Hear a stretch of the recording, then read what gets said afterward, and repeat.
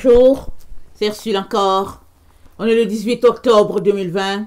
Alors je viens sur la trompette ce matin encore et je viens proclamer le retour de notre Seigneur Jésus-Christ. Soyez bénis, que sa grâce puisse reposer sur vous en abondance. Amen. Et qu'il vous donne de pouvoir garder les yeux fixés sur lui dans ces temps où nous nous préparons à sa venue. Amen. Alors, aujourd'hui, je viens après 3 jours d'absence. Amen. J'ai pris quelque temps pour me reposer un peu parce que c'est important. Amen. Alors, aujourd'hui, je viens parler de que bâtis-tu dans ton imagination. Amen. Que bâtis-tu dans ton imagination. Alors, on sait tous qu'on est dans les temps où, au fait, on reste perplexe par rapport à tout ce qui se passe autour de nous. On s'arrête, on réfléchit, on se demande bien pourquoi est-ce qu'il faudrait qu'on porte des masques alors qu'on n'a aucun problème. On s'arrête, on se demande où va notre monde. Amen. On s'arrête, on se demande est-ce que c'est mieux de rester là où nous sommes ou bien de changer d'environnement. Est-ce que c'est mieux de plier bagage, de s'en aller? Voilà un peu les réflexions dans lesquelles toute l'humanité se trouve.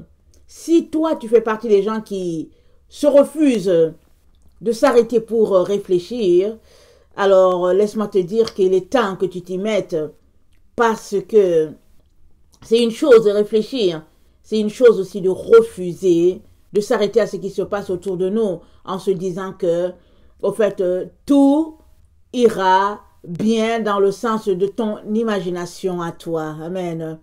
Je me rappelle que dans les temps où les gens parlaient que l'humanité serait en train de porter un masque, il y a beaucoup de gens qui disaient oh non, c'est pas vrai, on est dans un pays de droit. Amen. J'ai entendu beaucoup de personnes qui disaient ça. Mais non, on est dans un pays de droit, on va manifester, on va faire ceci, c'est pas possible. Mais depuis que les gens marchent pour réclamer leurs droits, est-ce qu'on le leur a déjà accordé? Peut-être dans certains cas. Amen. Quand les gens marchent pour réclamer le droit de pécher, on le leur accorde. Quand les femmes ont marché pendant des années pour dire de leur donner le droit d'avorter, de tuer les enfants, on le leur a donné. Quand les gens ont marché pour dire de leur donner le droit de se marier avec personne du même sexe, on le leur a donné. Mais depuis quand les gens marchent pour dire au fait il faut protéger les bébés, et depuis quand les gens par exemple obéissent, parce qu'il y a déjà un groupe qui a marché pour dire il faut les tuer, alors est-ce que maintenant ils vont changer d'épaule à leur fusil pour permettre maintenant pour dire ok maintenant on arrête, on a assez donné le droit aux autres qui veulent tuer les bébés, on leur a assez donné le droit maintenant, hein, on change la roue, on la donne à ceux qui ne veulent pas qu'on tue les enfants. Depuis quand? Alors, tout cela, toutes ces questions-là, c'est pour nous dire que on est vraiment dans les temps où la parole appartient au peuple. Parce que la Odyssée, ça veut dire loi. Là, le peuple à qui appartient la loi, qui a le droit. Alors, partout les gens marchent, ils réclament leurs droits depuis les années 1900. Amen. Est-ce que ça a commencé en 1920? Je ne me rappelle plus de l'histoire derrière toute cette affaire-là. Mais c'est depuis ce temps-là que les gens marchent pour réclamer leurs droits. Alors c'est l'époque de la Odyssée. Amen. Alors on est dans cette époque-là. Mais on ne doit pas aussi, on ne devrait pas aussi ignorer que on est aussi dans les temps où des trompettes sonnent par-ci par-là annonçant le retour du Seigneur. Si tu vis sur cette terre-ci, tu ne peux pas dire que tu n'as pas entendu une trompette sonner à quelque part. Amen. Peu importe si c'est dans un village, il y aura quelqu'un là-bas qui va annoncer le retour du Seigneur. Amen. Peu importe si c'est dans une île, il y a quelqu'un qui va annoncer le retour du Seigneur. Ce n'est pas possible qu'il n'y ait personne dans un endroit qui ait reçu la révélation que Jésus est à la porte. Ce n'est pas possible. Mais maintenant, devant tout cela, qu'est-ce qu'on fait? On peut être pris de panique et puis ne pas savoir où aller. On peut être pris de panique pour dire, bon, on va retirer notre argent et tout à la banque. On peut être pris de panique pour toutes sortes de situations. Et on peut aussi être pris d'illusion, comme nous a dit notre Seigneur Jésus-Christ et puis les différents apôtres. Amen. Qui ont dit, prenez garde que nul ne vous séduise. Alors, qu'est-ce que toi et moi bâtissons dans notre imagination dans ce temps où nous nous trouvons? Amen. Parce que l'imagination, amen, notre imagination peut nous conduire dans une direction ou dans une autre. Et j'aimerais ça d'abord, avant qu'on se lance dans le sujet, amen, avant qu'on aille en profondeur, je vais dire, j'aimerais ça qu'on lise Luc 21. On connaît très bien le passage, on l'a tellement lu ces derniers temps, cette dernière année, je l'ai plus d'une fois lu, je l'ai plus d'une fois amené à notre connaissance de ce passage-là que le Seigneur nous a dit, amen, et je n'arrêterai pas de l'amener, parce qu'il est très important qu'on sache que on est dans ces temps-là, où Jésus a dit, Luc 21, le verset 34, il a dit, prenez garde à vous-même, de crainte que vos cœurs ne s'appesantissent par les excès du manger et du boire, et par les soucis de la vie, et que ce jour ne vienne à vous à l'improviste. Car il viendra comme un filet sur tout ce qui habite sur la face de toute la terre. Veuillez donc et priez en tout temps. Veuillez prier en tout temps, afin que vous ayez la force d'échapper à toutes ces choses qui arriveront et de paraître debout devant le Fils de l'homme. Afin que vous ayez la force d'échapper. La force, c'est une force. C'est un dunamis pour échapper à toutes ces choses-là qui arriveront et de paraître debout devant le Fils de l'homme. Et nous ne sommes pas ignorants que nous avons été pris dans le filet. Amen. Le filet du nouvel ordre mondial, nous sommes pris dans le filet. Ils ont raconté une histoire de Covid sur toute la terre. Et au nom du Covid, on est appelé à porter des masques. Pour aller prendre du lait, on a besoin de porter le masque. On a besoin de prêter allégeance à Satan pour prendre du lait dans une épicerie. Parce que quand tu portes le masque, tu prêtes allégeance à Satan. Dieu ne t'a pas créé avec un masque. Et puis, ce n'est pas le masque qui va t'empêcher d'attraper une maladie ou de ne pas l'attraper. Amen.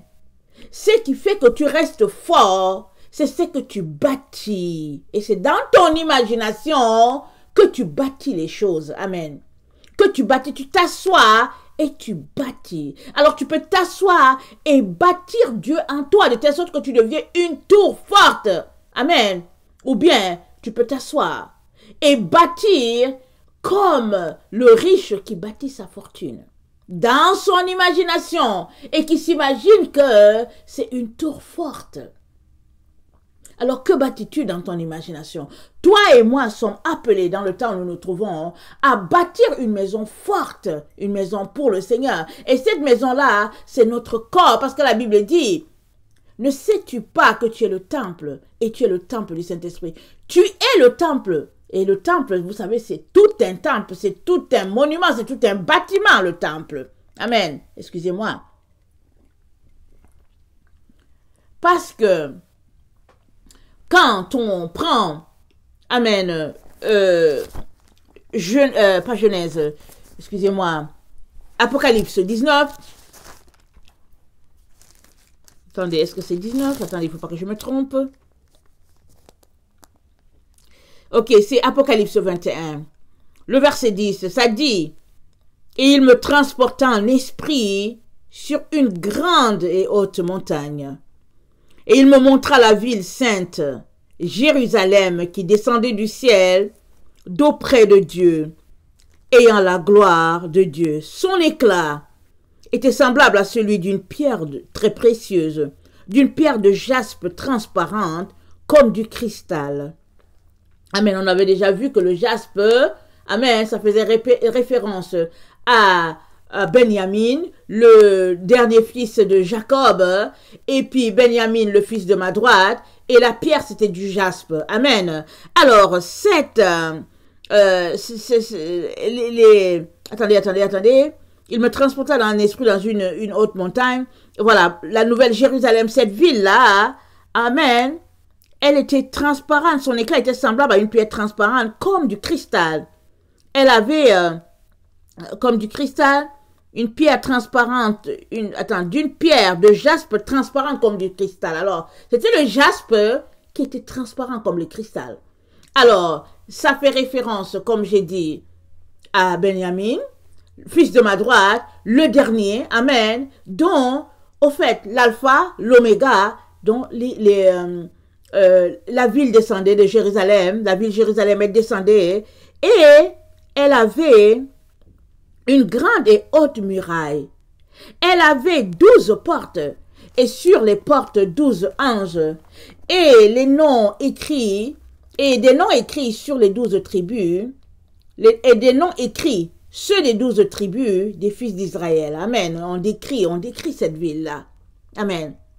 Et la parole de Dieu te dit que toi, tu es le temple du Saint-Esprit. Toi seul, là, ta personne là, tout entière, juste là tel que tu es tout un temple. Alors, que mets-tu dans ton temple? Comment bâtis-tu ton temple? Comment le sanctifies-tu? Ton imagination a quelque chose à y voir. Amen. Et comment bâtis-tu et quand le bâtis-tu? Ça dépend de qu'est-ce que tu fais de ton temps, de ton énergie. Comment tu fais? C'est-à-dire, comment gères-tu ton temps? Qui fait que ton temple est bâti ou ton temple n'est pas bâti. Amen. Parce que tu es le temple du Saint-Esprit. Et puis après, Luc 21 qu'on venait de lire, ça dit, prenez garde à vous-même, de peur que de crainte que vos cœurs ne s'apesantissent par les excès du manger, du boire et par les soucis de la vie. C'est-à-dire que si tu es pris par les excès du manger, les soucis que peuvent te causer la vie, tu vas manquer de bâtir ton temple. Or, ton temple là, or, ton corps, c'est ça le temple. Amen. Et il dit, prenez garde, veillez, prenez garde, priez en tout temps, afin que vous ayez la force d'échapper. On est dans le filet. On a été pris dans le filet du nouvel ordre mondial. Il n'y a personne sur cette terre-ci qui n'a pas entendu qu'il y a du Covid. Même dans les villages les plus reculés, on a dit aux enfants que non, rentrez à la maison, il n'y a plus d'école parce qu'il y a quelque chose qu'on appelle le Covid. Et puis le Covid, là, ça attrape les gens. On leur a raconté une histoire. Amen. Une histoire de terreur, de peur.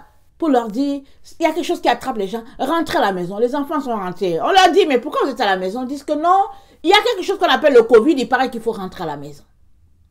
Et voilà comment la vie de la planète Terre a été hypothéquée. Amen. Pour la cause d'un filet. Et ce filet-là, pendant que les enfants de Dieu dormaient, pendant que plusieurs dormaient, les ennemis de Dieu étaient en train de tisser leur filet. Parce que vous savez que le poisson, on le prend par des filets. Il peut avoir la canne, mais la pêche, pour qu'elle soit grosse, souvent c'est les filets. Alors il y a des gens qui savent comment fabriquer les filets. Ils s'asseyent là, ils le tissent, ils l'attachent, ils le font solide. Moi j'ai déjà vu des gens assis, juste en train de mettre en place un filet pour le poisson. Souvent, ça prend des semaines, ça prend des mois. Et quand c'est fini, quand tu vois le filet, tu le sais solide. Et quand tu vois comment il lance le filet, amen, sur le fleuve, ou bien la rivière, ou bien la mer, quand tu le vois, tu es certain que quand ils vont tirer, en tout cas la pêche sera en tout cas extraordinaire. Alors, pendant que plusieurs dormaient, ils ont bâti leur filet. Ils l'ont bâti depuis des années. Ils avaient le plan depuis longtemps. Ils ont soumis certaines nations. Et ils se sont érigés en leaders en disant que nous sommes les leaders, nous sommes les boss, nous sommes les, je ne sais pas si c'est les G7 ou bien les G10, je ne me rappelle plus. Et les autres, ils sont sous nous. Alors, il y a des partis sur la terre qui vont toujours rester sous les pieds des autres parce qu'on les empêche de s'élever. Comme les nations de l'Afrique, on les empêche de s'élever. Et on leur dit que, amen, depuis des années, on leur dit d'abord qu'ils sont indépendants, alors ils ne le sont pas. Et on leur dit que vous êtes pauvres, alors que toutes les richesses du monde se retrouvent en Afrique, parce que Dieu les a dotés de cette richesse-là. Mais on leur dit vous êtes pauvres. Pendant qu'on leur dit que vous êtes pauvres, les gens s'en vont, les 10 grandes puissances s'en vont tirer toutes les ressources de l'Afrique. Et ils vivent des ressources de l'Afrique. Et puis de telle sorte qu'ils ont des allocations pour les vieillesses, pour les jeunes, ils ont des allocations. Leurs pays sont bien bâtis et d'autres pays vraiment ne se lèveront pas, auront de la difficulté parce que les autres tirent d'eux. Et puis toutes leurs ressources. Et puis c'est ce mensonge-là, c'est ce monde dans lequel on est. Amen. On est dans ce monde-là où depuis des années on ne fait que bâtir des mensonges. Et les gens sont pris dans ces mensonges-là. Alors, soit tu crois à leurs mensonges, et puis tu dis, oui, au fait, oui, l'Afrique est pauvre, et puis bon, voilà, il faut que tu ailles chercher ton avenir à quelque part. Et puis finalement, tu es pris là-dedans en train de courir aussi, à rechercher tes richesses, les richesses de ce monde. Ça aussi, tu t'arrêtes et tu dis, en tout cas, l'or et l'argent, tout cela, ça va passer. Et je vais me concentrer à chercher mon Dieu. Parce que ce monde passera. Et ça convoitise avec. Mais ce qui demeure, c'est la parole de Dieu. Et elle demeure éternellement. Amen. Alors, on a été pris dans ce filet-là du Covid. Et on est là-dedans. Mais le verset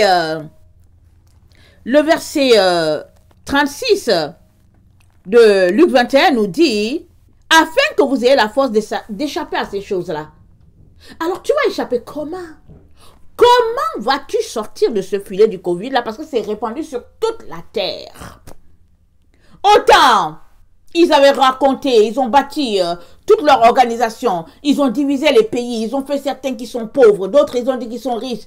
Or, ceux qui sont riches là dans le fond, c'est eux qui n'ont pas grand-chose parce qu'ils tirent toutes leurs ressources des autres d'où, au fait... ils tirent leurs ressources de ceux-là qu'ils appauvrissent. Ils tirent, ils les sucent, et puis ils les vident. Amen. Et on leur dit, vous êtes pauvres, vous êtes pauvres, vous êtes pauvres. Amen. Et puis, ils ont bâti.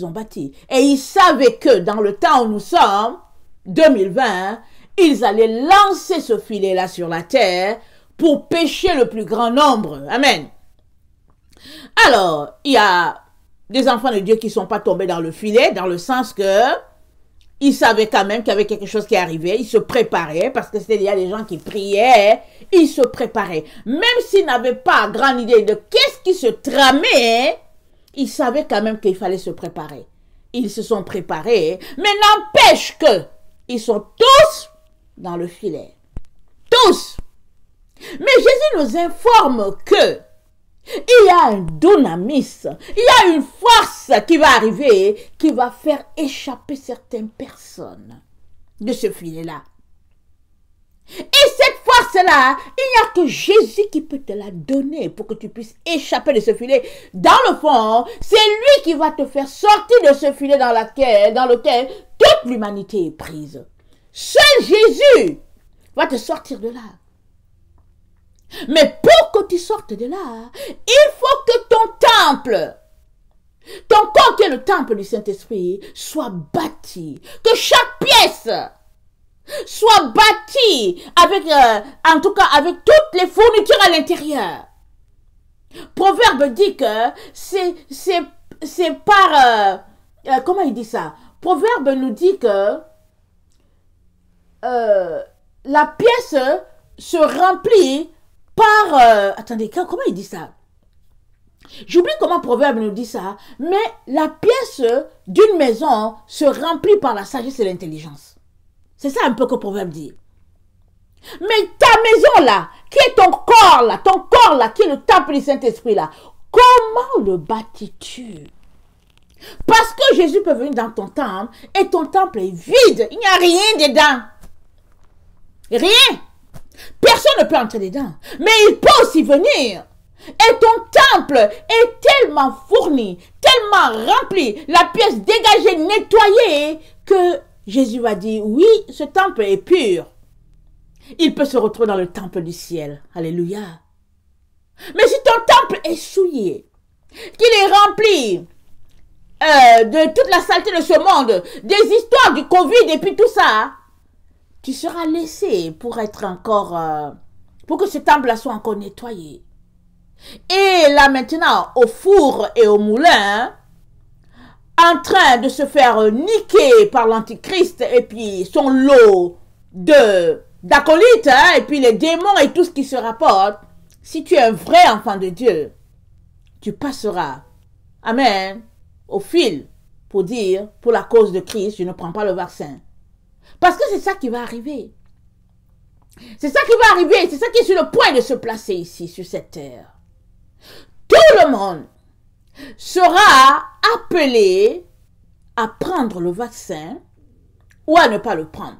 Et ceux-là qui prendront le vaccin auront enfin la permission d'enlever leur masque. Mais ceux qui refuseront de prendre le vaccin, on les enverra dans un camp. Amen. Comme Hitler a fait.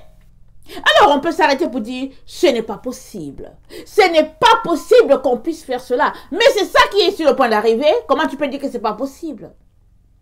Comment Hitler a fait pour tuer 6 à 7 millions de personnes? Comment a-t-il fait? Avant que les puissances se regroupent entre elles et puissent venir arrêter cette situation-là. Ils ont attendu et Hitler a eu à tuer 6 à 7 millions de personnes. Parce que Hitler les flattait, il les flattait, et puis les autres puissances se sont dit, ah, si on n'arrête pas ce monsieur-là, il va aussi venir nous attaquer. Parce qu'il veut conquérir le monde.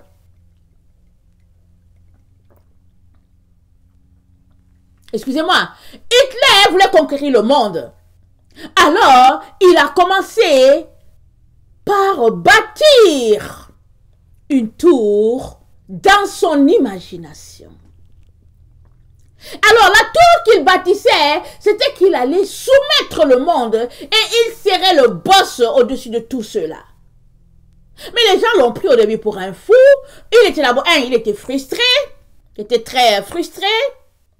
Il était rempli de colère pour quelque chose. On ne va pas entrer dans les détails. Et de là, petit à petit, il a eu à bâtir sa tour dans son imagination. Et finalement, il est venu raconter une histoire aux gens où il vivait.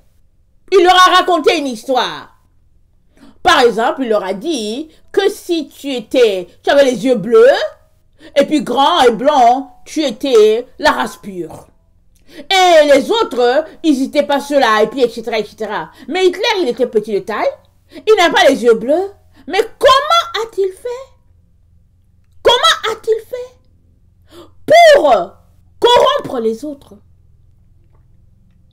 Pour les manipuler? Et de manipulation à manipulation, ils ont dépossédé des gens. On parle des Juifs, mais il y avait plus que les Juifs dans ce groupe-là. Mais les Juifs étaient la majorité, c'est vrai.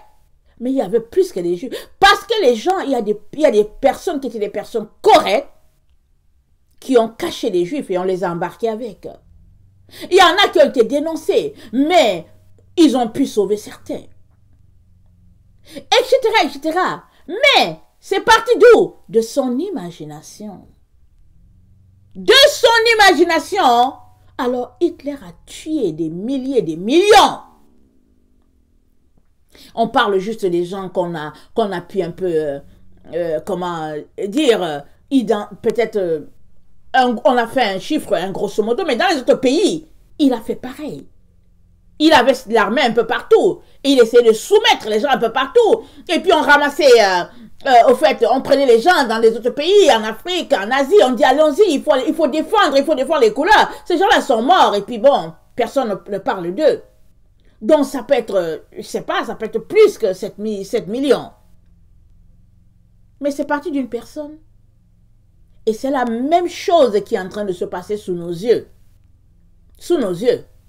Alors le Seigneur nous dit, il nous encourage à avoir la force d'échapper. Et pour cela, il dit de prier sans cesse. Il dit, prenez garde. Prenez garde à vous-même. De peur que vos cœurs ne s'appesantissent. Alors prendre garde à toi, c'est quoi? Fais attention à ce que tu manges. Fais attention à ce que tu dis. Fais attention avec qui tu te tiens. Fais attention à ce que tu regardes. N'oublions pas que les yeux, c'est la porte de l'âme. Fais attention, prends garde. Sois sur tes gardes. Que quand quelqu'un est sur ses gardes, il fait attention, il est caché à quelque part. Quand il sort, il regarde à gauche, à droite, il avance, il vient, il se cache derrière une voiture, et puis il regarde pour voir est-ce que c'est dégagé, et puis il sort, espérant que personne ne l'a vu. Ça, c'est quelqu'un qui prend garde. Mais est-ce que c'est comme ça qu'on se comporte? En tout cas, beaucoup d'enfants de Dieu sont encore séduits. Ils se disent que les choses vont changer. Ils se disent que mais non, ça ne va pas arriver. Ou bien, ils sont dans leur illusion mensongère en train de dire, excusez-moi, l'illusion c'est-à-dire le mensonge, et puis bon voilà, c'est la tautologie. Alors, ils sont là, ils se disent que, après tout, Dieu va les garder parce que c'est leur père, et puis Dieu les aime, et puis etc., etc. Ça n'a rien à voir. Ça n'a rien à voir. C'est le temps où tu dois te battre toi-même et le Seigneur viendra à ta rescousse. Et ça a été tout le temps comme ça. Parce que rester les bras croisés et attendre qu'il vienne faire quelque chose pour nous, ça c'est pratiquer la paresse. Parce qu'il a mis en nous, amen, il a créé en nous, il a planté en nous des stratégies de défense. Et dans cette stratégie-là, notre Seigneur nous parle de prière. Il nous parle de lecture de la Bible. Il nous parle d'un temps avec lui. Parce que c'est comme ça que tu vas bâtir ton temple à la gloire de Dieu. C'est comme ça que tu vas bâtir ton corps, qui est le temple de Dieu, à sa gloire. Sinon, tu risques d'être pris et faire partie de l'imagination de quelqu'un. La preuve est que pendant que toi et moi sommes en train de vivre notre vie tranquille, il y en a qui se sont vantés d'être sages. Et ils sont devenus fous en créant toutes sortes de situations. Et là maintenant, dans leur folie, ils veulent entraîner toute l'humanité à prendre un vaccin. Mais le Seigneur nous avait déjà dit, par la prophétie donnée à l'apôtre Jean, que, on va la lire,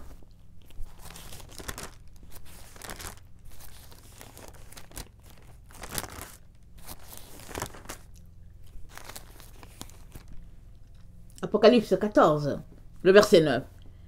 Et un troisième ange les suivit en disant d'une voix forte, si quelqu'un adore la bête et son image et reçoit une marque sur son front ou sur sa main, il boira lui aussi le vin de la fureur de Dieu, versé sans mélange dans la coupe de sa colère, et il sera tourmenté dans le feu et le soufre devant les saints anges et devant l'agneau. Et la fumée de leur tourment monte au siècle des siècles, et ils n'ont de repos ni jour ni nuit ceux qui adorent la bête et son image, et quiconque reçoit la marque de son nom. C'est ici la persévérance des saints, qui gardent le commandement de Dieu et la foi de Jésus. Et j'entendis du ciel une voix qui disait, écris, heureux dès à présent les morts qui meurent dans le Seigneur. Oui, dit l'Esprit, afin qu'ils se reposent de leurs travaux, car leurs œuvres les suivent. Heureux! Il dit, ceux-là dans notre temps là, qui sont morts là, ou bien qui meurent dans le Seigneur là, avant qu'on ne soit forcé là. Amen. il dit, ils sont heureux. Ils sont heureux. Donc, si tu sais un membre de ta famille est mort, amen, et qu'on est dans ce temps où nous sommes là, et que tu sais que la personne marche selon le Seigneur, réjouis-toi, ne pleure pas, réjouis-toi, la personne est en paix. Et prie pour que toi, tu aies la force d'échapper. Et échapper là, Dieu va faire échapper un groupe par l'enlèvement. C'est vrai que dans la Bible, on ne trouve pas un mot enlèvement. Le mot enlèvement, il n'y en a pas. Mais il y en a qui seront mis à l'abri. Parce que Dieu l'a dit. Il l'a parlé, il l'a déclaré et il n'est pas un menteur. Alors il ne peut pas ne pas accomplir ce qu'il a dit. Il a dit dans Malachie 3, le verset 16, il dit, alors ceux qui craignent l'Éternel se parlèrent l'un à l'autre. Toi et moi, on est en train de se parler en ce moment. Amen. On est en train de se parler, on est en train de se dire, c'est le temps de la fin. On est en train de se dire, allons-y prier. Lisons la Bible. Laissons aller le monde. C'est ça qu'on est en train de se dire. Amen. Moi, je suis en train de le faire depuis 3 ans, mais il y a d'autres personnes qui le faisaient déjà avant moi depuis un certain temps. C'est ça qu'on est en train de se dire. On est en train de se dire, ah, on pense que c'est le temps de la fin. Apprêtons-nous. Et avant de continuer ma lecture, je vais lire rapidement ce que Daniel a dit. Daniel aussi a parlé. Et il nous a laissé un conseil que l'ange lui a donné. Alors, Daniel 12, le verset 9. Attendez, Daniel 12, le verset 8. Daniel, chapitre 12, le verset 8. Et j'entendis, mais je ne compris pas. Et je dis, mon Seigneur, quelle sera l'issue de ces choses?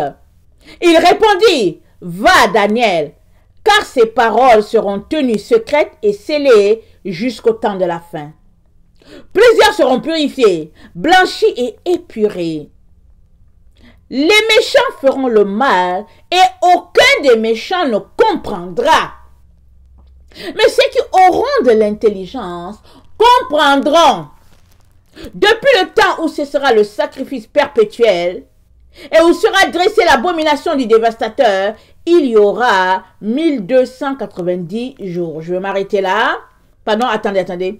Heureux celui qui attendra et qui arrivera jusqu'à 1335 jours.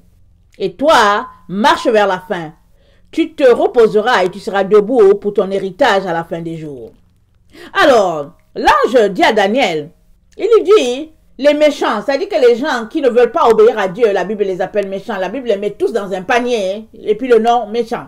Ok? Et il dit, ceux-là, ils ne vont pas comprendre. Ils vont continuer de suivre leur chemin tordu. Leur chemin à la recherche des biens de ce monde qui, au fait, ne tiendront pas. Il dit, mais ceux-là qui ont l'intelligence, c'est-à-dire ceux-là qui marchent selon Dieu, Dieu appelle qu'ils sont intelligents parce qu'ils ont la lumière en eux qui allume. Amen. Il dit, ceux-là, ils comprendront. Ils vont comprendre. Et quand ils comprennent, ils se parlent les uns à l'autre, comme nous sommes en train de lire dans Malachie 3, le verset 16. Alors, ceux qui craignent l'Éternel se parlèrent l'un à l'autre. L'Éternel fut attentif et il écouta. Et un livre de souvenirs fut écrit devant lui pour ceux qui craignent l'Éternel et qui honorent son nom. Là où nous sommes, le livre de souvenirs est ouvert. Où Dieu met le nom de tous ceux-là qui craignent l'Éternel, qui honorent l'Éternel, qui retournent à la base, l'Ancien Testament, le Nouveau Testament, qui vivent selon les lois de l'Éternel. Selon ce que Dieu a donné, ils décident de vivre selon ces lois-là. Alors il y a un livre de souvenirs qui est ouvert et Dieu écrit leur nom. Il écrit leur nom, il écrit leur nom. Amen. Et qu'est-ce qu'il dit? Le verset 17. Ils seront à moi, dit l'Éternel des armées. Ils m'appartiendront au jour que je prépare. En tout cas, on sait tous que c'est le grand jour de l'Éternel. Ce jour qu'il prépare, ce jour terrible dont les prophètes ont tant prophétisé, Joël, Jean lui-même, l'apôtre Jean lui-même, Ézéchiel, Jérémie, Ésaïe, ils ont prophétisé. Jésus lui-même a dit, prenez garde, c'est un jour terrible, c'est un jour terrible. Alors ce jour-là que Dieu prépare, Dieu dit, j'aurai compassion d'eux, comme un homme a compassion de son fils qui le sert. Amen. Verset 18, s'il vous plaît. Et vous verrez de nouveau la différence entre le juste et le méchant. entre celui qui sert Dieu et celui qui ne le sert pas. Alors c'est comme ça que ce groupe-là échappera au filet. Parce que Dieu aura compassion d'eux. C'est juste la compassion de Dieu qui va faire qu'on va échapper. Juste sa compassion. Sinon, il n'y a pas moyen d'échapper. On est sur la terre. Imaginez qu'ils se sont assis, les 10 grands pays. Ils ont inventé leur maladie. Ils ont dit, oh, ça vient de la Chine. Et puis finalement, la Chine dit que c'est pas elle. Ils ont dit que oh, ça vient du Canada. Et puis ils ont dit que non, c'est la France. Ils sont en train de se lancer la balle. Hein. Mais finalement, hein, ils ont envoyé un décret aux pays dits sous-développés, les pays de l'Afrique, pour dire, il y a une maladie qu'on appelle Covid. Mettez le masque et puis ta. Et finalement, hein, en Afrique, ils sont mis aussi à jouer la comédie. Parce qu'ils ne savaient pas qu'il y avait une telle maladie. Mais il faut qu'ils disent qu'il y a la maladie, il faut qu'ils mentent. Parce que c'est le temps où le mensonge est la vérité et la vérité le mensonge. Il faut qu'ils créent le Covid là-bas en Afrique. Et ils l'ont créé. Ils ont fait comme tout le monde. Ils ont commencé à dire que oui, ils ont tant nombre de cas, surtout qu'on leur a dit que quand vous avez beaucoup de cas, on vous donne de l'argent. On vous donne de l'argent à chaque cas répertorié. Amen. On vous donne tant nombre d'argent. Amen. Ils ont commencé aussi à mentir. Alors, les infirmiers étaient récompensés aussi pour le nombre de cas, si bien que toute maladie, Covid. On a collé Covid à tout le monde et puis Covid. Tu vas échapper comment? Même dans la brousse là-bas, là où il y a les pygmées, en tout cas, s'il y a quelqu'un qui les rencontre là, quand ils vont sortir de leur forêt pour aller peut-être puiser leur eau ou bien chasser leur gibier, quelqu'un va le dire, il y a une maladie qu'on appelle ici Covid. Ils vont expliquer, ils vont dire quelque chose comme ça aux pygmées. On va leur raconter une histoire. Alors qu'ils sont dans la forêt, ils ne cherchent de problème à personne. On va leur raconter.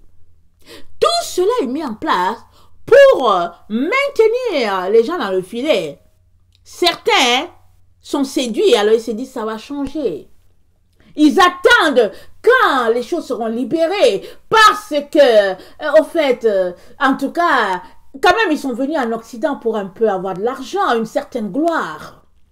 Parce qu'ils veulent être quelqu'un sur cette terre avant de partir de la terre. Ils veulent laisser leur nom à cette terre. Ils veulent que les gens voient qu'ils sont grands. Ils veulent bâtir leur village de telle sorte que quand les gens passent, on se dit, waouh, tu sais, ce fut telle personne. Mais attendez, le grand jour que Dieu prépare là, qu'est-ce qui te dit que les murs de ta maison là que tu bâtis là, ça va rester en place? Alors, dans ton imagination, qu'est-ce que tu bâtis? Tu peux être en train de bâtir ton temple, ton corps qui est le temple du Saint-Esprit, le bâtir à la gloire de Dieu. Mais tu peux aussi être là en train de bâtir une tour de briques, ou bien de parpaing, ou bien de terre, comment on appelle ça, de terre brûlée, les maisons en terre brûlée, là, les maisons qui sont de couleur un peu peut-être rouge ou bien rose, là. Tu peux être dans ton imagination en train de bâtir une grande tour sur cette terre.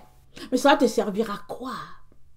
Parce qu'on est dans les temps de la fin. Est-ce que tu peux saisir cela? Et t'arrêter et dire, Seigneur, aide-moi. Aide-moi. Peu importe l'endroit où je suis, aide-moi à m'apprêter.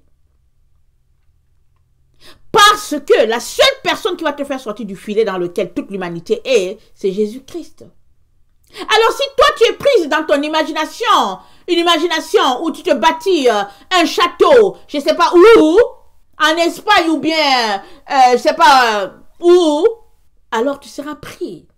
Parce que seuls échapperont ceux-là qui sont en train de bâtir leur temple, leur corps qui est le temple du Saint-Esprit. Échapperont seuls ceux-là qui le bâtissent selon les normes du Seigneur Jésus-Christ. Parce que le fondement, amen, ça a été les prophètes, les apôtres. Jésus, la pierre angulaire. Et les prophètes ont bâti sur ce fondement-là que Jésus avait déjà établi. Depuis qu'il a mis Adam et Ève sur la terre, Jésus avait déjà commencé à bâtir. Amen. Notre Dieu avait déjà commencé à bâtir. Et les prophètes ont bâti dessus. Et les apôtres sont venus, ils l'ont bien cimenté, bien mis en place et tout. Et ils nous ont toutes laissé la structure pour qu'on puisse bâtir dessus. De telle sorte qu'à la fin, on soit le temple de Dieu à la gloire de ce Dieu-là. Mais tu peux aussi avoir le choix de bâtir comme cette personne-là dans Luc. Il y avait deux hommes, deux hommes dans Luc, amen. L'un a bâti sa maison sur le roc et l'autre l'a bâti sur le sable. Et tous ceux-là qui sont dans une imagination, amen, trompeuse, bâtissent sur le sable. Alors celui qui a bâti sur le roc, le vent est venu, la maison n'est pas tombée. Est-ce qu'il y a un vent qui souffle? Oui, il y a le vent du Covid qui souffle. Et il souffle fort, il souffle fort. Mais toi, que bâtis-tu? Que dans ton imagination, qu'est-ce que tu bâtis? Il y a l'autre qui a bâti sur du sable. Et le vent est venu et tout a été renversé. Mais l'autre là qui a bâti sur le roc, c'est sur quel roc? C'est Jésus notre roc. Il a bâti là-dessus. Évidemment, tu ne peux pas avoir les deux choses. Quand tu bâtis sur le roc, tu es méprisé sur cette terre. Les autres te regardent, ils se moquent de toi. Ils sont même traumatisés à ta vue. Quand ils te voient, ils ont même honte de te regarder. Et ils comprennent pas. Et puis, ils comprennent pas. Mais, au lieu de t'aider à bâtir, non. Ils s'en vont cacher leur fortune, leur or, leur truc. Parce qu'il faut qu'ils bâtissent leur maison. De telle sorte que quand les gens vont passer, on va dire, oui, ça c'est le fils de tel. Parce que ça c'est tel monsieur. Aujourd'hui il est mort, mais c'est tel monsieur. Mais tu bâtis tout ça, tu vas où? Tu vas où? Dans ton imagination, que bâtis-tu? On est dans les temps où le Seigneur Jésus fera échapper un groupe. Il les fera échapper. Par miracle. Par miracle. La terre sera consternée. Qu'est-ce qui s'est passé? On a dit sous un grand tremblement de terre. Il y aura tremblement de terre. Quand ils vont quitter, le monde va s'écrouler aussi. Il dit au jour où je prépare, ce groupe-là sera à moi, dit l'Éternel. Mais ce groupe-là, qu'est-ce qu'ils font? Ils bâtissent en ayant les commandements de Dieu sur leurs yeux, en marchant sur les commandements de Dieu, en étant petits aux yeux des autres, mais grands aux yeux de Dieu. Et je t'invite à faire partie de ce groupe-là. Ce groupe-là qui bâtit, qui s'assoit et dans son imagination, elle est en train de bâtir à la gloire de ce Dieu-là. Alors, imagination, qu'est-ce que ça veut dire? Ça veut dire faculté de se présenter un objet en esprit. C'est ça l'imagination. C'est la faculté qu'a notre esprit d'évoquer sous forme d'image mentale les objets, les faits connus par une perception, une expérience antérieure, un événement qui demeure très vif dans l'imagination. Amen. Alors, Jean, par exemple, quand il a vu sa vision, il a vu ça en vision. Ça, c'était dans sa vision, dans l'imagination. Dieu a ouvert, Dieu lui a montré ça. C'est dans sa vision à lui, dans la vision. Donc, Dieu a permis qu'il ait la faculté que son esprit ait la faculté d'évoquer toutes ces choses-là qui existaient déjà dans la gloire de Dieu. Amen. Mais Jean ne les a plus, c'est pas dans notre présence.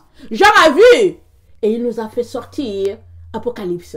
Il nous l'a donné pour dire voilà ce qui arrive. Amen. Et il nous a dit de bâtir, amen, notre maison de manière à ce qu'elle soit fondée sur le roc. Après avoir nous expliqué tout ça, il nous dit de bâtir de telle sorte que notre maison soit fondée sur le roc. C'est pourquoi l'ange lui a dit avale le rouleau. Avale! Et c'était doux à sa bouche, c'est tellement intéressant le message de Jésus. Mais dans les entrailles, quand c'est arrivé, c'était si difficile, si amer.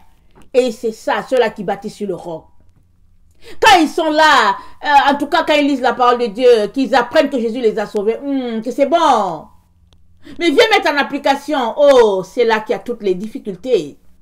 Souvent toi-même, ton corps s'oppose déjà. Souvent tu es combattu par les membres de ta famille. Et tu vis de combat en combat. Mais on est appelé à bâtir. Amen. Selon les plans de Dieu. Amen. Alors, allons-y lire Proverbe 18, le verset 1 à 11. Proverbe 18. Excusez-moi.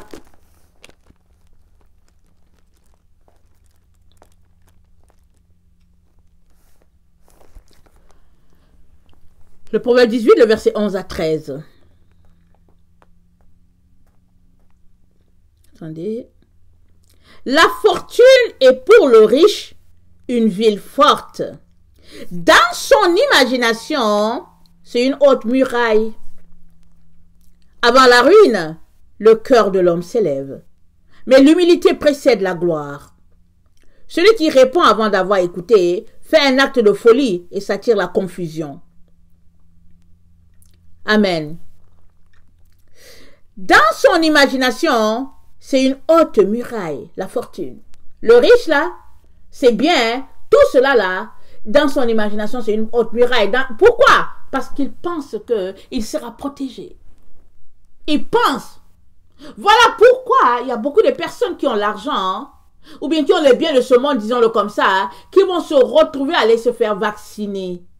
Parce qu'on va leur dire, oui, parce que après tout, au fait, si tu te fais vacciner, tu pourras te débarrasser du masque, tu pourras aller au centre commercial comme tu veux, tu pourras, au fait, vivre comme tu veux, voyager et puis être heureux.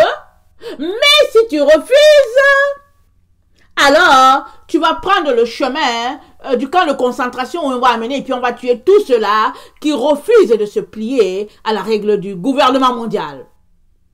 Mais ce qui est dommage, c'est que beaucoup d'enfants de Dieu prendront le chemin, amen, du vaccin. Parce que, au lieu d'obéir à Dieu, pendant que Dieu leur disait, donnez aux pauvres, prenez soin des pauvres, ils se sont accumulés des fortunes, et des fortunes. On peut même pas nommer, c'est-à-dire que quand tu veux même citer le chiffre, ta bouche te fait mal de citer le chiffre, tellement ils se sont accumulés de l'argent. Pourquoi? Je ne sais pas. Parce que dans leur imagination, c'est une haute muraille. Il y en a qui gardent pour leurs enfants et leurs petits-enfants, pour que les enfants et les petits-enfants disent que ouais, papa nous aimait, pépé nous aimait, mémé nous aimait, mais après que les enfants aient dit que pépé nous aimait, mémé nous aimait là, ils vont où ces gens-là? Ils vont où? Il y a des millions et des milliards d'argent non réclamés des personnes qui meurent. Amen. Et puis finalement, ça retourne au gouvernement. Parce qu'il n'y a personne qui vient chercher. Parce qu'ils ils ont refusé d'avoir des enfants. Amen. Il n'y a personne pour hériter. Et puis finalement, ils meurent. Ils ne donnent à personne. Et puis ben voilà. Et puis finalement même, ils s'en vont pas dans la présence de Dieu. Ils s'en vont loin de Dieu. Là où il y a le feu. Tu t'arrêtes et puis tu te dis, mais c'est quoi c'est? C'est parce que dans leur imagination, amen, la fortune de ce monde, c'était une haute muraille. Ils étaient là-dedans. Ça commence avec la jeunesse, tu es là-dedans, et puis tu te dis que j'ai une haute tour, tu fais ce que tu veux avec ton argent, tu voyages, tu montes et tout. Mais ce monde, ça passe. On vit peut-être 120 ans, même maximum. Et puis, voilà, c'est fini. Mais on est arrivé au temps où, quand bien même tu as 18 ans ou 15 ans, ta vie n'est pas garantie. Parce qu'ils ont décidé que tous ceux-là qui ne vont pas se faire vacciner, par exemple, amen, en tout cas, on va régler leur situation sur cette terre. Alors, soit tu peux continuer de faire comme certaines personnes qui disent « Oh non, mais c'est pas vrai, c'est pas ça le signe et la bête. » Et puis t'imaginer que les choses vont s'améliorer pour toi. Prendre ton sac, aller à l'école, prendre ton sac, aller au travail, et puis t'imaginer que tout ira mieux pour toi. Amen. Mais tu peux aussi dire, prendre tout cela là, amen, jeter ça quelque part, et dire, moi là, après avoir souffert sur cette terre là, juste de prendre mon bus, aller au travail, ou bien de prendre ma voiture aller au travail, c'est déjà une souffrance. Hein? J'aimerais plutôt me retrouver dans la présence de Dieu. Alors, le verset 10 dit ceci. Le nom de l'Éternel est une tour forte. Le juste s'y réfugie et se trouve en sécurité. Donc voilà, il y a deux personnes. Il y a le riche qui trouve que sa fortune est une haute muraille pour lui. Et il y a l'autre qui dit le nom de l'Éternel. C'est un refuge pour moi. Et il s'y réfugie. Et c'est dit, il trouve en sécurité. Le nom de l'Éternel est une haute muraille, une haute tour. Un rempart pour quiconque veut y aller. Et celui-là qui va se réfugier sous le nom de l'Éternel, lui qui demeure à l'abri du Très-Haut, parce que c'est là que se trouve l'abri du Très-Haut. Psaume 91. Là qui va venir te chercher. Qui peut venir t'arracher la main de l'Éternel? Qui? Alors si le nom de l'Éternel est une sécurité pour toi, vivant ou mort, c'est pas important. Dans le temps où nous sommes, il y en a, bien sûr, qui mourront d'ici là que Jésus vienne. Amen. Parce que Jésus n'est pas encore là. S'il vient tout de suite, alléluia, parce qu'il peut venir à n'importe quel moment. Et puis s'il vient tout de suite, alléluia. Mais s'il ne venait pas maintenant, et que ça durait quelques mois, quelques années, amen, il y a plusieurs qui mourront. Alors, le simple fait que tu mets ta confiance en Dieu en ce moment-là va faire que tu auras un refuge auprès de lui. Il est ton refuge maintenant, hein, et quand tu mourras, il sera ton refuge. Mais si tu n'as pas le temps pour lui, et que tu continues à courir après ces choses-là qui ne rassasient pas, mais quand tu mourras là, il ne sera pas ton refuge. Il ne sera pas ton refuge. Le nom de l'Éternel est un refuge pour quiconque, amen, veut s'y retrouver. Proverbe 10, le verset 15.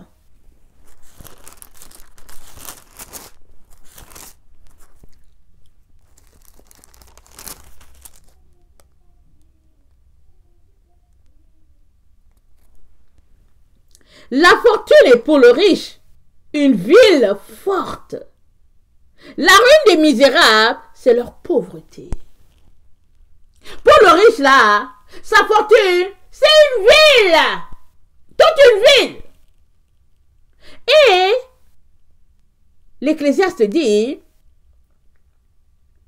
c'est plutôt parce qu'il est misérable. Et l'Ecclésiaste dit, c'est de la pauvreté. Et c'est de la pauvreté avoir une telle pensée. C'est de la pauvreté.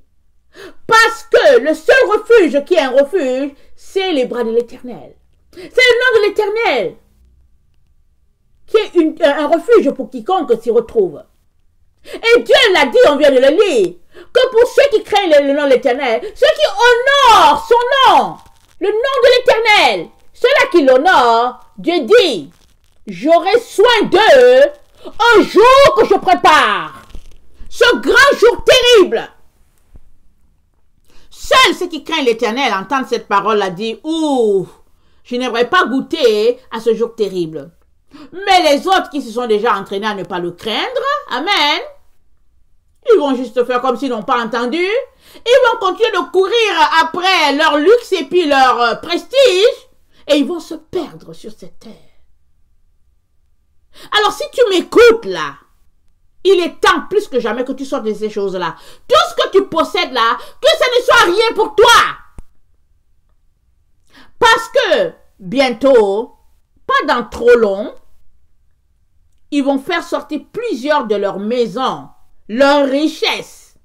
On va leur faire exactement comme Hitler a fait aux Juifs en Europe il y a quelques siècles. Attends, c'était quand? Je me rappelle plus.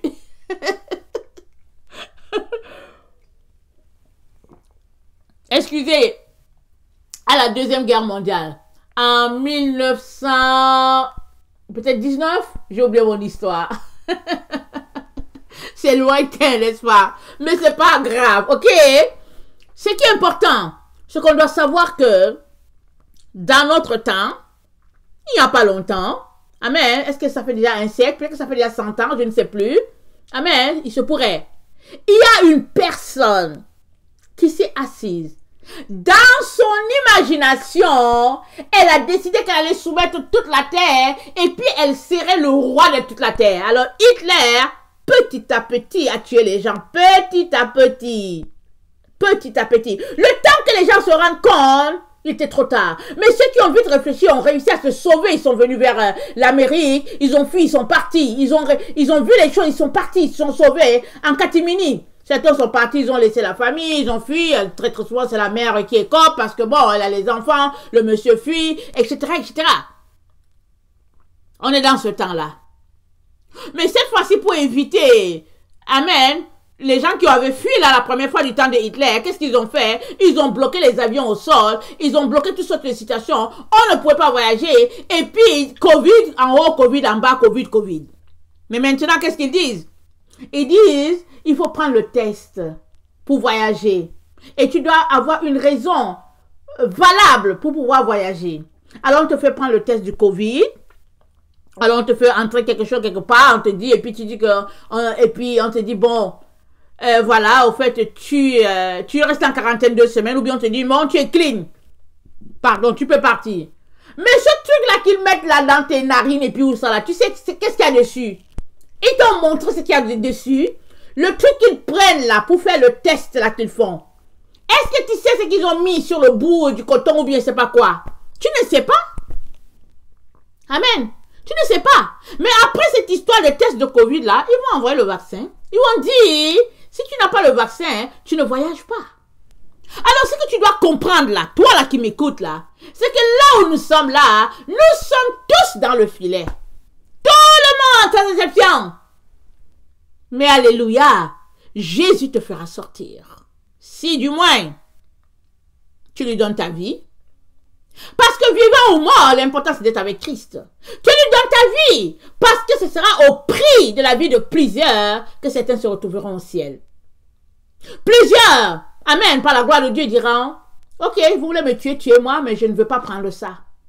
Et ça, pour que tu parviennes à parler comme ça, avec droiture, avec exactitude, Jésus a dit quoi? Ne craignez rien. Quand on va vous amener devant ces gens-là, amen, le Saint-Esprit va parler pour vous. Mais c'est parce qu'ils ont déjà été fidèles. C'est parce que leur vie a été une vie de renoncement. Depuis des années, ils ont renoncé. Amen. Et ceux-là aussi qui vont accepter le Seigneur sur le champ, qui ont accepté le Seigneur comme ça, le Seigneur va aussi les aider. Mais toi qui te dis intelligent, qui penses que tu peux tromper Dieu, amen, qui quand Dieu parle, tu dis ah, Dieu parle, tu dis oh, Dieu parle, tu dis non. Tu penses que tu peux aller d'abord chercher l'argent, hein, et quand le moment va venir, tu vas pouvoir enlever ton pied du filet, tu ne pourras pas. Tu n'auras même pas la force de leur dire non. Tu vas juste leur dire, ok, donnez-moi le vaccin, et tu vas aller pleurer pour dire, oh, c'est fini, je vais aller en enfer. Et après quelques jours, quelqu'un d'autre va t'appeler, vous allez vous consoler pour dire, non, mais Dieu est bon. Mais Dieu est bon, toi aussi. Nous sommes ses enfants. Comment il peut nous faire ça? Non, mais Dieu est bon. Et ils seront là, le groupe des gens qui vont se consoler, parce qu'ils passent leur vie sur WhatsApp, le téléphone, et puis n'importe où. Au lieu de se mettre à genoux pour prier, réclamer que Dieu leur fasse grâce, ils passent leur temps à appeler toute la population terrestre, téléphone, et puis partout, ils causent, en Australie, au Yémen, partout, ils appellent la planète Terre, ils causent, ils rient, ils ne prient pas, ils ne prient pas. Alors tu penses que ce jour-là, tu auras la force d'échapper? Non, tu ne pourras pas. Quand ils vont te dire vaccin ou bien camp de concentration, tu vas dire vaccin. Pourquoi? Parce que tu as tellement aimé ce monde et tu l'aimes. Tu es là, tu aimes le monde. Tu es dedans.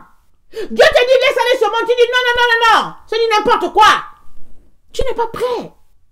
Alors si tu m'écoutes là, c'est le temps de bâtir ton imagination, de bâtir ta maison là, le temple de Dieu, qui est ton corps là, c'est le temps de le bâtir. Et tu le bâtis comment? Dans ton imagination. Tu t'assois, tu pries, tu lis ta Bible et tu prends un temps d'intimité avec le Seigneur. Et tu le bâtis dans ta tête, la base. Parce que l'imagination, c'est tout un monde. On vient de le voir. Que pour le riche, sa fortune, c'est toute une ville. Amen. Donc, ça veut dire que dans ta tête là, tu peux avoir toute une ville. Amen. C'est pourquoi, quand l'épouse est descendue du ciel, amen, Apocalypse 21, c'était toute une ville. Parce que ça a été bâti. C'est chaque personne qui a bâti son corps comme le temple du Saint-Esprit. Et quand le mois est venu pour que la nouvelle Jérusalem descende du ciel, amen, sur cette terre, amen, toutes ces personnes-là sont descendues. Parce que ces personnes-là ont pris le temps de bâtir leur imagination, de construire leur ville, leur maison dans leur imagination. Ils l'ont construit, ils ont fait sortir leur péché, ils ont renoncé au monde, ils ont décidé de sanctifier leurs yeux, ils ont décidé de sanctifier leurs oreilles, ils ont dit au revoir à la télévision, à Internet, et puis voilà, ils ont la mode, tout ça. Ils ont laissé tomber. Ils ont dit, Jésus, c'est juste toi. Si tu n'es pas prêt à faire cela, ne t'imagine pas, ne continue pas de t'imaginer qu'il va venir te faire sortir du filet. Parce que pendant que le riche bâtit sa ville avec sa fortune dans sa tête, toi tu es en train de bâtir l'illusion. L'illusion, tu es en train de la bâtir dans ta tête. Parce que tu t'es dit que ça sera différent pour toi. Voilà pourquoi 2 Thessaloniciens dit, je vais finir par là, 2 Thessaloniciens 2. Excusez-moi. Excusez-moi. Je suis allée trop loin. Ok. 2 Thessaloniciens dit, le verset 3, que personne ne vous séduise d'aucune manière. Que personne ne te séduise d'aucune manière. C'est-à-dire qu'à toi de regarder, en tout cas, si ce qu'ils disent là c'est vrai ou pas, de peser le pour et le contre, de secouer la chose, peu importe la direction pour voir, est-ce que c'est de la séduction ou bien c'est du vrai? Une fois que tu vois qu'il y a du mensonge dedans, tu prends tes jambes à ton cou. Même si le mensonge là, c'est de la pesanteur d'un grain de sel, tu prends juste tes jambes à ton cou. Parce que si tu demeures lié à une personne qui ment, le mensonge va t'atteindre et puis ce sera la séduction. Ça va devenir grande séduction en toi. Ça va devenir toute une tour, ça va devenir toute une montagne. Que personne ne vous séduise d'aucune manière, car il faut que l'apostasie soit arrivée auparavant. Ça, c'est Paul qui a parlé depuis le 1er siècle et on est dans le temps de l'apostasie. Et c'est en train de s'intensifier. Il y a plusieurs personnes qui sont déjà apostates, ils ne le savent pas. Elles se convainquent qu'elles sont en train de faire la volonté de Dieu. Mais elles sont apostates. Elles ne marchent pas sur le Seigneur. Elles marchent sur les doctrines de dénomination. Elles marchent sur toutes sortes d'histoires farfelues. Mais elles sont là dans leur apostasie. Mais dans leur imagination, elles sont en train de bâtir le royaume de Dieu. Qu'il faut que l'apostasie soit arrivée auparavant et qu'on ait vu paraître l'homme du péché, le fils de la perdition. Est-ce qu'on l'a vu paraître? En tout cas, continuons de lire. L'adversaire qui s'élève au-dessus de Dieu, de tout ce qu'on appelle Dieu, ou de ce qu'on adore, jusqu'à s'asseoir dans le temple de Dieu, se proclamant lui-même Dieu. Cette personne-là, en tout cas, elle va se proclamer Dieu. Quand elle va venir, elle va dire, je suis Dieu. Elle va dire, je suis Dieu. Ne vous souvenez-vous pas que je vous disais ces choses lorsque j'étais encore avec vous chez vous. Et maintenant, vous savez ce qui le retient afin qu'il ne paraisse qu'en son temps. Car le mystère de l'iniquité agit déjà. Le mystère de l'iniquité avait déjà commencé à agir depuis le temps de Paul là-bas, avec les apôtres, jusqu'à ce que l'apôtre Jean nous a dit, il y a déjà plusieurs antichrists sur la terre. Il y en a qui se rebellaient à ce que Paul disait. Et puis Paul était en prison, et il écrivait, il disait aux gens, ayez pitié de ces gens-là. Parce que peu importe ce qu'ils font, en tout cas, Christ est quand même prêché, même si c'est par un esprit d'envie, Christ est prêché. Et il donne des conseils, il dit, il faut mettre une telle personne à l'écart. Il dit, il ne faut pas socialiser avec une telle personne. Donc, il y avait déjà des opposants à la parole de Dieu depuis longtemps. C'était déjà dans l'Ancien Testament. Dans le 1er siècle, je veux dire. Amen. Dans l'Ancien Testament, ceux qui s'opposaient au Seigneur, à la parole de Dieu, on se rappelle, Dieu ouvrait la terre, ils sont entrés, allez, quand Israël marchait avec Dieu, là, ceux-là, ils étaient punis. Donc voilà. Il dit, quand le mystère de l'iniquité agit déjà, il faut seulement que celui qui le retient encore ait disparu. Amen. Qui retient le mystère de l'iniquité? Parce que l'iniquité, son contraire, c'est quoi? Le mal, son contraire, c'est quoi? C'est le bien. Alors, il dit, il faut seulement que celui qui le retient encore ait disparu. Alors, paraîtra l'homme que le Seigneur, alors paraîtra l'impie, voilà, l'impie. Amen. Que le Seigneur, Jésus détruira par le souffle de sa bouche et qu'il anéantira par l'éclat de son avènement. Amen. C'est quand Jésus va venir que cette personne-là, sera détruite. Et l'éclat de son avènement, Jésus vient quand?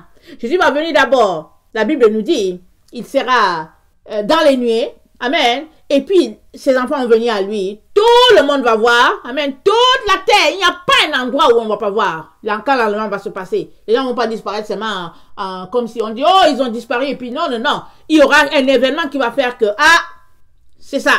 On va voir que Jésus, il va venir dans les nuées. Amen. Et, pardon, on dit, il va détruire par l'éclat de son avènement. Quand le Seigneur va revenir, amen, là, après la grande tribulation, quand il va revenir, en tout cas cet impie-là, il aura tellement fait de tort que Jésus va détruire par l'éclat de son avènement. Alors, il dit, l'apparition de cet impie se fera par la puissance de Satan, avec toutes sortes de miracles, de signes et de prodiges mensongers. La base de ça, mensonge, c'est-à-dire séduction. Et toutes les séductions de l'iniquité pour ceux qui périssent. Parce qu'ils n'ont pas reçu l'amour de la vérité qui les aurait sauvés. Ou bien ils n'ont pas aimé la vérité. Alors ils se retrouvent pris dans la séduction. Ainsi Dieu leur envoie une puissance d'égarement pour qu'ils croient au mensonge. Alors, ceux-là qui, là où nous sommes là, aiment le mensonge, aiment la séduction, ne veulent pas ranger leur vie, amen, ils seront pris dans ça. Ils ne vont pas voir venir l'impie. Cet homme-là, amen, ils ne vont pas venir le voir. L'homme de la perdition, ils ne vont pas le voir. Pourquoi? Parce que pour le moment, il est habillé. Amen. Il est tout simplement habillé en enfant de Dieu. Personne ne va le voir. Mais quand l'épouse sera enlevée, quand les enfants de Dieu seront mis en sécurité, alors les gens vont voir. Parce que cet homme-là, cet impie-là, va faire du mal, du tort. Est-ce qu'il sera pire qu'Hitler? Est-ce que, je ne sais pas. Mais la Bible nous parle de 3 personnes. Le dragon. Amen. Le faux prophète. Et puis la bête. 3 personnes. On va lire. On va revenir sur eux dans la série que je fais sur Apocalypse.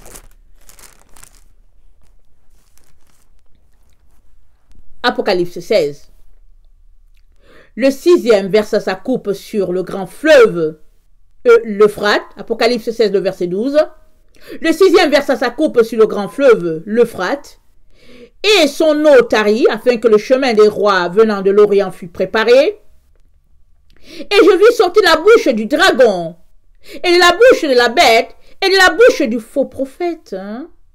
3 esprits impurs, semblables à des grenouilles. Car ce sont les esprits des démons qui font des prodiges et qui vont vers les rois de toute la terre afin de les rassembler pour le combat du grand jour du Dieu puissant. Au grand jour que je prépare, moi l'Éternel.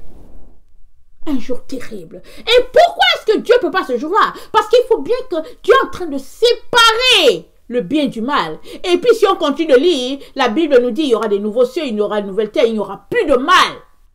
Mais pour que tu bénéficies de vivre dans cet espace où il n'y aura plus de mal, il faut que maintenant tu puisses refuser de marcher selon le monde matériel. Il faut que tu te débarrasses de tout ce qui est charnel, de tout ce que ton cœur, tout ce que tes yeux aiment là, il faut que tu les salis. Et que tu puisses marcher par la foi. Comme ton père Abraham, qui a salué toutes les promesses de loin. Il les a pas vues de ses yeux, mais il les a saluées de loin. Et c'est pourquoi il est appelé le père de la foi. Si tu veux être son enfant, il faut que tu fasses pareil comme lui. C'est pas vrai que tu vas jouer à cache-cache. Parce que tout ce qu'un homme aura sémé, il le récoltera, il le moissonnera. Les hommes peuvent ne pas te voir, mais Dieu te voit. Il sait qui tu es. C'est pourquoi il dit à ses enfants que nul ne vous séduise. Parce que la séduction bat son plein. Il bat son plein. Alors, avec qui marches-tu? Avec qui manges-tu? Qu'est-ce que les gens te présentent comme nourriture? C'est quoi que tu... C'est-à-dire que c'est quoi ton intimité avec les autres? Parce que ton intimité, elle doit être juste avec Jésus. Et c'est tout. C'est la personne intime avec toi. Si maintenant l'autre personne est intime avec Jésus, oui, tu peux aussi être intime avec elle. Mais si elle n'est pas intime avec Jésus, mais qu'elle fait juste semblant, ne mange pas sa nourriture parce que tu manges son esprit. Tu te connectes avec lui, avec son esprit, l'esprit de Satan. Plusieurs enfants de Dieu sont en train de bâtir leur tour. Certains bâtissent la tour comme le monsieur riche qui, dans son imagination, pense que sa fortune, c'est toute une ville. Amen. C'est une haute muraille. Il y a les autres qui bâtissent leur avenir avec leur diplôme, avec leur poste dans un gouvernement quelconque, qui se disent, oui, après, je serai tel leader dans le gouvernement et tout. Et puis, il y en a qui bâtissent leur tour rempli de sorcellerie, de mensonges et puis toutes sortes d'histoires, de traditions. Je ne peux même pas citer les choses. Il y a les autres qui bâtissent sur leur gloire personnelle. Ils se regardent au miroir, ils pensent qu'ils sont beaux. Et puis, ils s'habillent et puis ils pensent qu'ils sont quelqu'un. Et puis, il y a les autres qui s'asseyent. De temps en temps, ils vont sur l'ordinateur pour regarder combien leur argent a rapporté à la banque. Et puis ils vont se dire, oh oui, ok, mes enfants, mes arrière-petits-enfants, etc., etc. Mais tout cela, ça va s'écrouler comme un château de sable. Allez, un jour que l'Éternel prépare. Mais, pour ceux qui craignent son nom, pour ceux qui honorent son nom, pour ceux dont le nom de l'Éternel est une forteresse, est une tour, Dieu dit, ils seront à moi ce jour-là. Ils seront à moi. Et je t'encourage à faire partie de ceux qui seront à Dieu. Je t'encourage à arrêter de considérer ce monde-là comme quelque chose d'important. Et bâtis. Prépare tes enfants. Dis-leur que c'est la vie ou la mort. Apprends-leur à mourir pour Jésus. Dis-leur qu'ils vont mourir pour Jésus. S'ils ne meurent pas, en tout cas ce jour-là, ils ne seront pas prêts. Prépare-les à passer par la mort. Et une fois qu'ils sont préparés comme ça, le moral solide, s'ils réussissent à fuir pour aller se cacher dans la forêt, ils peuvent vivre longtemps en attendant que Jésus-Christ vienne. C'est un temps de détresse. Mais seuls les intelligents, comme a dit le prophète Daniel, seuls les intelligents savent qu'on est dans ce temps-là.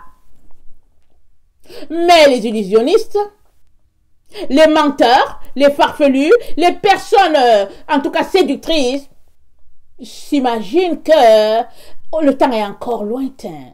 Et ils sont en train de corrompre les autres par leurs pensées mensongères, en train de leur faire croire qu'ils ont le temps de vivre. Il n'y a plus le temps. Il n'y en a plus. Tu peux croire ce que tu veux croire. Mais si toi, là, qui m'écoutes, tu voudrais croire à la vérité, je viens te dire que c'est le temps où les trompettes sont en train de sonner sur toute la terre. Le Seigneur de gloire arrive. Jésus-Christ arrive. Les nuées, il va venir dans les nuées. Amen, c'est ça que la Bible dit. Il va venir. Et ceux-là qui portent son nom, nous dit, je pense en Corinthiens 15, seront transformés en un clin d'œil. Ils seront changés en un clin d'œil. Et l'apôtre Paul dit, et on sera pour toujours avec lui. On sera toujours. Alors, quand ils sont transformés en comment? Leur corps mortel-ci sera changé. Une fois que tu es changé, amen, la mort, je veux dire, le poids de cette vie n'a plus rien sur toi. Amen. Alors que le Seigneur vraiment puisse nous donner à tous de peser, de considérer ce monde et de réaliser qu'il n'y a rien qui vaille la peine de vivre pour ce monde. Prenons la parole de Dieu. Asseyons-nous. Bâtissons le royaume de Dieu dans notre tête. Bâtissons-le, parce que c'est dans notre imagination. On est assis, tout se passe là. Pendant que tu lis la Bible, tu le communiques à ton esprit. Amen. Tu l'envoies dans l'esprit, parce que tu ne vois pas le ciel n'est pas devant toi. Mais dans ton imagination, tu lis et tu le dessines dans ta tête. Amen. n'auras pas le temps de bâtir les films de Hollywood dans ta tête. Tu n'auras pas le temps de bâtir les super-héros dans ta tête, des gens qui n'existent même pas, des démons. Tu n'auras pas le temps de les bâtir dans ta tête. Tu n'auras le temps de bâtir que la vérité. Alors si tu t'assois et que tu lis ta Bible et que tu pries, tu te rendras compte que tu n'es rien devant ce Dieu-là. Tu n'es même pas un petit grain de sable. Tu vas prier, tu vas demander, Seigneur, aie pitié de moi. Parce que j'ai pensé un jour que j'étais quelqu'un. J'ai pensé un jour que j'avais quelque chose. Je ne suis que poussière. Que le Seigneur bénisse sa parole. Je vous aime beaucoup et Dieu davantage. Soyez bénis, que sa grâce vous accompagne et qu'il vous donne de réaliser l'heure dans laquelle nous sommes et de ne plus vous amuser. Fuyez toutes les personnes qui vous racontent des histoires dormies debout en vous faisant croire que c'est lointain. C'est maintenant. C'est maintenant que ça se passe. C'est maintenant. Bâtis ta maison, ton temple maintenant. N'hésite plus. Laisse aller les autres. Les rêveurs, laisse-les aller. Soyez bénis. Je vous aime beaucoup. Dieu davantage. Maranatha, Jésus revient. Amen. Amen.